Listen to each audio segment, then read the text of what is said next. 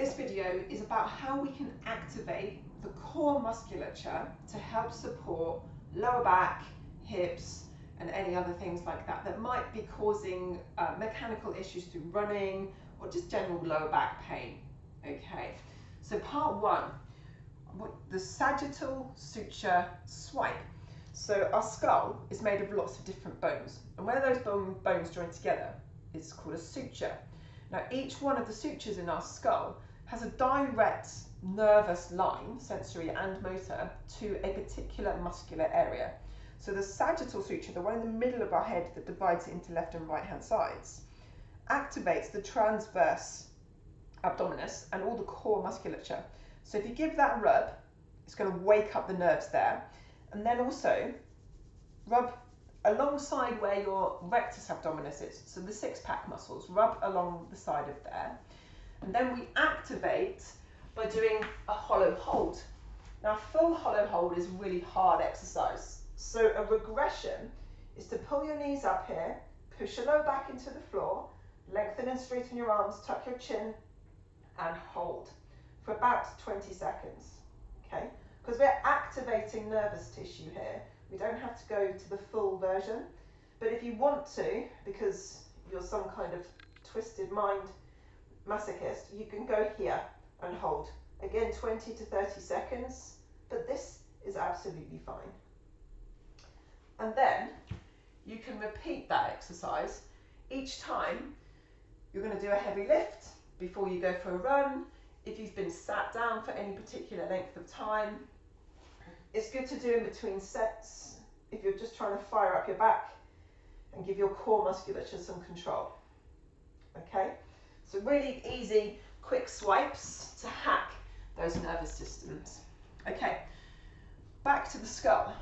Now, the maxillary shift, you put your thumb on the roof of your mouth, just behind where your front teeth are, and you put your cervical spine into extension.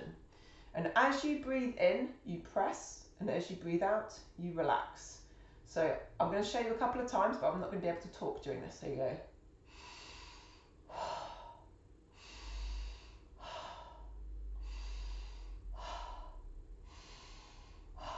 Okay, so you're gently applying pressure with the pad of your thumb to the roof of your mouth while you're in gentle cervical extension. Now that shift is going to move the bones in the top part of your skull and face here, which will help the posture alignment of your cervical spine and help thoracic spine and everything else come into alignment quite quickly. So these are super quick hacks of how you can switch on core musculature, increase posture tone without having to see a chiropractor or anything like that. Okay, so a couple of other movements that are really useful to open up the lower back, particularly if it's hurting when you're running. So child's pose with a femur rock from side to side. I'm going to show you what I mean. So child's pose here, sit all the way back, arms out as far as you can get them to go, and then roll. You can, if you want to, put your hand on your sacrum here and you'll feel it shifting from side to side. If there is pain in that area, stop immediately. Don't think it's going to help if you do some more reps. It won't. It will just irritate it. So if you feel pain, stop. If it feels useful, go for it. Then we can also take our arms over to one side, carry on rocking. And then over to the other side and rock. And if you notice that one side feels slightly stiffer than the other, that's important to take note of, because as you go through these movement patterns, does it get easier? So we can rub here, go back in, does it feel better? The whole time you're doing this, you're getting to know your system a lot better. Okay, this next movement is about integrating the lower back, hips, and all of those kinds of things together. So we would set up as if you're going to do a side plank with a soft bend here, lengthen the top leg. And as you come up, you're going to come forwards, but you're going to sit back and forwards and sit back and up. So we're not just going up and down like you would in a side plank, we're moving backwards and forwards as well. Okay, and you can do that on both sides. And each time we introduce a new exercise, like this one, we would go back and test with the child's pose, rock from side to side to make sure that everything feels better, that we're not doing anything that's causing irritation. Okay, rub, rub, always adding these, layering them in together. Thread the needle is another one that you could do, which is really great to integrate rotation. So hands and knees, brace down into the floor.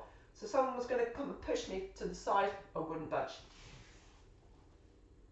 Push the hand away, come back up. Push the hand away, come back up. So you can do multiple reps here with nice, strong form using your breath. Retest, how does that feel? Starting to feel really nice and loose. A progression for threading the needle is to do it in frog's pose. So you take your knees as wide as you can, take your feet out as wide as you can. It's quite uncomfortable, but it does the trick. And then to do frog's pose here, you're restricting where the rotation can happen because your hips can't help you anymore. So you have to do it through your spine. So it's helping with the correct movement patterns at the correct time, okay? And again, rest for just one moment. How is it feeling? Much freer now. That sticky sensation I had in my sacrum, completely gone. Couple more exercises. Bridge, 2 feet on the floor. Gently roll the pelvis. How does it feel? If it feels okay, slowly lift up a bit higher. Never ever go to the point of pain, okay? Always just below there.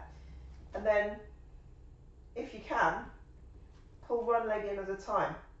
Trying really hard to not rock from side to side. There should be no compensations here whatsoever. If that feels okay, try single leg, up and down. So now we're activating all of the glutes muscles and all the muscles around the sacrum and that lower back, SI vulnerability. So we're allowing them to feel strength, okay? Take a moment. How does everything feel? Can I reintegrate my abs a little bit more? Yeah, probably. That's generally the answer. That's better. Feels much more controlled now. And then I can go into a single leg. Okay? And then, once again, recheck. Here we go. Yeah, feels nice. And we're going to come up to standing. We have the QL integration. So stand with your arms crossed, hands on hips here, then cross your arms, dip your hip to touch the side. Now this is a potential vulnerability with lower back pain, so don't push too hard. If it hurts, stop, just see what you can do. And then the same on the other side, fold the arms, over, touch, feels quite nice. Oh yeah, giggity. Okay, and then eye drills at the very end, because everything else is all nicely switched on now, and this will help with your proprioception. So single leg drill, take your hands out, and then flick your eyes between your thumbs while standing on one leg. Woohoo, that's tricky. Take a rest, swap sides. Okay, and then we can do different hand positions. So you can swap legs, you can go up and down. Really good to do this if you're spending a lot of time on screens, computers, if you've been driving, reading, anything where you've had to concentrate on one spot for a particular length of time. This is going to help increase proprioception, decrease chances of eye strain, decrease stress. The last and final eye drill is the most difficult. infinity sign. So you're making a lying down on its side figure of 8 with your thumbs, following it with your eye, whilst trying to balance on one leg. And then when you swap legs, see if you can swap your hands so they're moving in different directions. Okay, very, very tricky to do that, but brilliant for your whole entire system. See, now I feel really switched on. My whole body feels really light and integrated. Like I could go out for a walk, I could run, I could do anything without feeling any pain. Good luck, take your time, let me know how you get on.